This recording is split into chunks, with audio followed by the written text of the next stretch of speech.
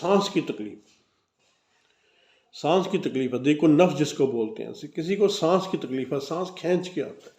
या दमे की तरह सांस तेज तेज आता है, या सांस खींच के आता है या दमे की तरह तेज तेज आता है, या किसी को अगर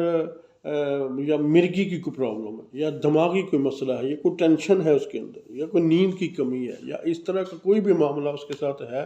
तो वो 41 मरतबा या रहमान या रहमान या रहमान या रहमान या रहमान पढ़ता रहे, और पढ़कर दम करता रहे। दम अपने गिरेबान के अंदर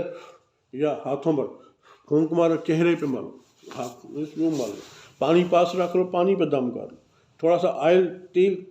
अपने पास रख लो, उस पर दम कर लो, दम करके उस तेल को आप सीने पे मार लो, आप अपने जिस्म पर उसको मार लो। इंशाअल्लाह मेरे अल्लाह ने चाहा तो देखो नफ्स ठीक होगा, देखो नफ्स ठीक होगा, सांस की तकलीफ़ ठीक होगी। अल्लाह रब्बुल इज़्ज़त सब किसी को सांस की तकलीफ़ ना दे, ये बड़ी अज़ियत वाली तकलीफ़ होती है। ये जब सांस पूरा ना आते बंदा सर्दी में भी पसीने में शराबूर होता है और बाहर को भागता है। अल्लाह रब्बुल इज़्ज़त बचाए हमें,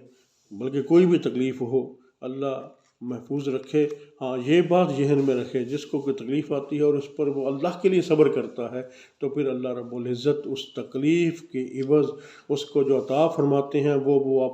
अपने ज़हनों में सोच भी नहीं सकता है, जो इनाम अता फरमाते हैं। अल्लाह सब पर खैर